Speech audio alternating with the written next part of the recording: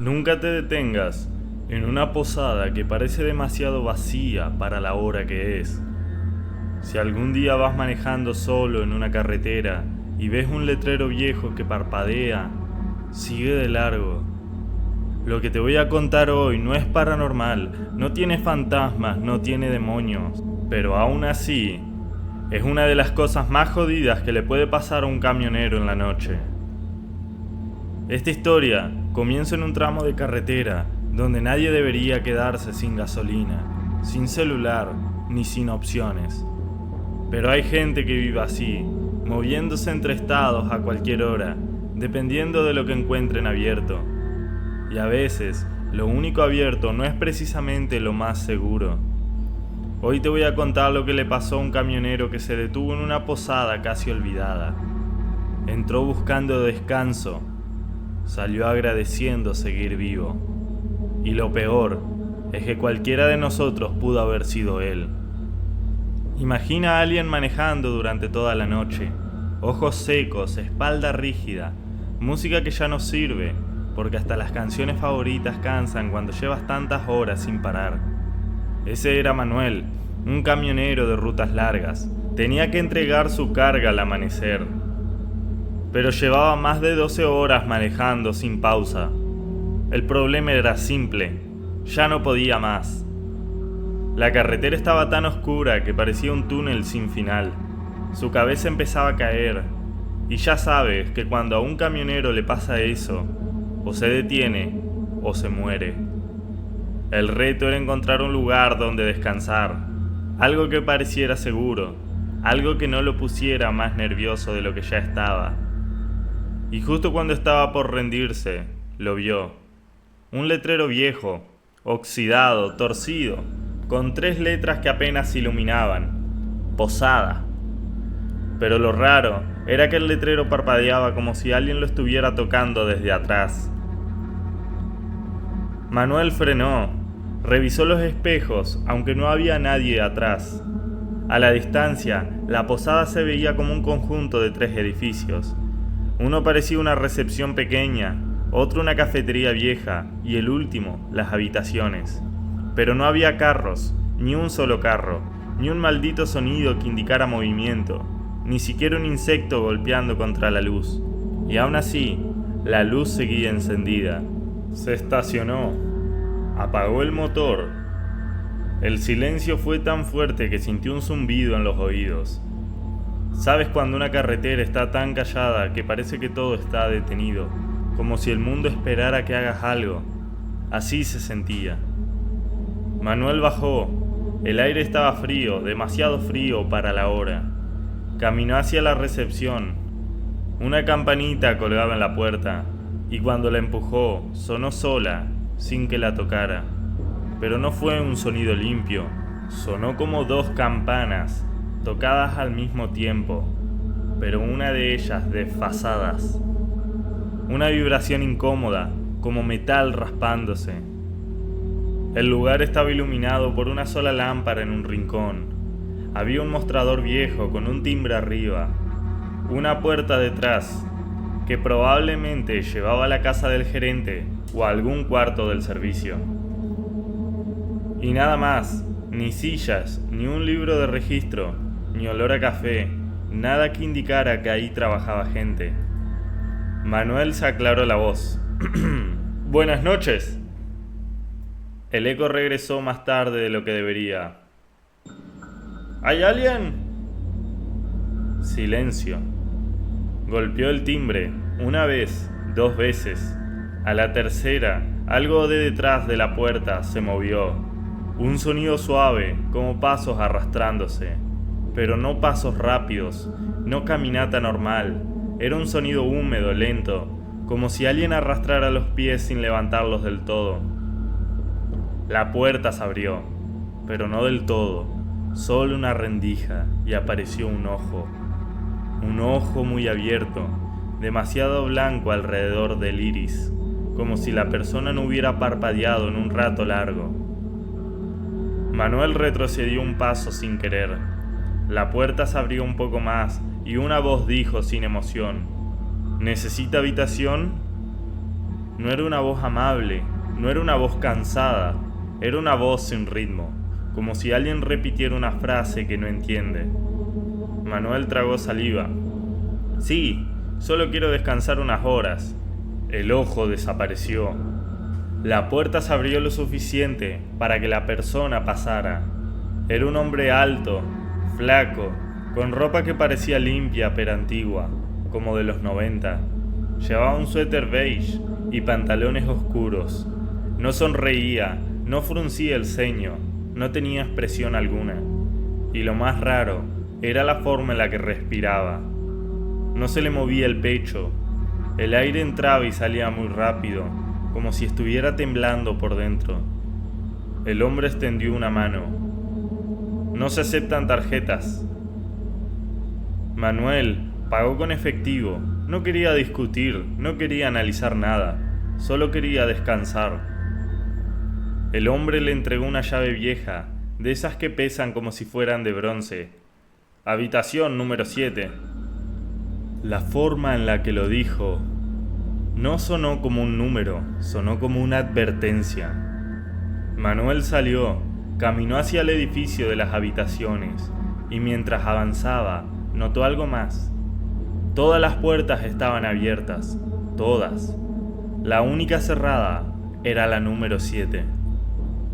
Antes de entrar, Manuel revisó a su alrededor. No había luces en las demás habitaciones. No había ruido. La cafetería estaba totalmente apagada. Y lo peor fue cuando miró hacia la recepción. El hombre ya no estaba. La puerta estaba completamente abierta y la luz interior apagada. Entró a la habitación número 7. El olor lo golpeó primero, un olor como a madera húmeda, mezclado con algo metálico. El tipo de olor que uno reconoce como peligro, aunque no sepa describirlo. El cuarto tenía una cama grande con una colcha roja, una mesa pequeña, un espejo grande frente a la cama y una ventana que no cerraba bien. Manuel dejó su mochila, se quitó los zapatos y se tiró en la cama. No pasaron ni 5 minutos antes de que escuchara algo que heló su sangre. Pasos, pero no afuera, no en el pasillo, sino en el techo. Pasos lentos, pesados, como si alguien caminara descalzo, justo encima de él. Manuel contuvo la respiración, escuchó otro paso y otro, y luego un golpe seco en la pared, justo donde estaba el espejo. Se levantó, caminó hacia el espejo, puso la mano sobre él. Estaba tibio. Y entonces vio algo en el reflejo. Una sombra detrás de él, pero no dentro del cuarto, no, en el espejo, como si hubiera una persona parada justo detrás del vidrio, observándolo desde otro lado. Manuel retrocedió tan rápido que tropezó con la cama. El reflejo no se movió, el reflejo no coincidía con la habitación. El reflejo mostraba un cuarto igual al suyo, pero con una figura en la cama, acostada boca arriba con la boca abierta, como si estuviera gritando sin sonido. Manuel parpadeó. La figura seguía ahí. Intentó abrir la puerta para salir, pero la llave no giraba. No se movía ni 1 milímetro. Los pasos en el techo volvieron, más rápido, más ansiosos, y entonces se detuvieron. Todo quedó en silencio. Manuel regresó la mirada al espejo. La figura ya no estaba acostada, ahora estaba sentada en la cama. En el reflejo, la cama era la suya, pero en su habitación, la cama estaba vacía. La figura levantó la cabeza muy lento, más lento de lo que una persona puede moverla. Y cuando el rostro apareció, no tenía ojos, solo 2 huecos negros, húmedos, brillantes. Manuel golpeó la puerta con todas sus fuerzas, y ahí escuchó la voz del hombre de la recepción desde el pasillo. «No salga». No fue un consejo, fue una orden. Pero Manuel no iba a quedarse ahí. El hombre golpeó la puerta desde afuera. «Le dije que no salga». La voz sonaba diferente, como si estuviera hablando con los dientes apretados. Manuel retrocedió, sin dejar de mirar el espejo. La figura del espejo se levantó. Su cuerpo era delgado, demasiado delgado, como si nunca hubiera comido. Pero lo peor era la forma en la que caminaba. Primero los hombros, después el torso y al final las piernas, como si su cuerpo hubiera sido ensamblado al revés. Manuel tomó una silla y la lanzó contra el espejo, pero el espejo no se rompió, ni una grieta, ni una marca. El hombre del pasillo continuaba golpeando la puerta. ¡Abra! Pero ahora su voz sonaba más desesperada que molesta. ¡Abra, por favor! Manuel retrocedió más, hasta quedar pegado a la pared. La figura seguía avanzando. No tenía rostro, solo esos huecos, y una boca que se movía como si intentara decir palabras, pero sin emitir sonido. Y de pronto, los golpes en la puerta pararon.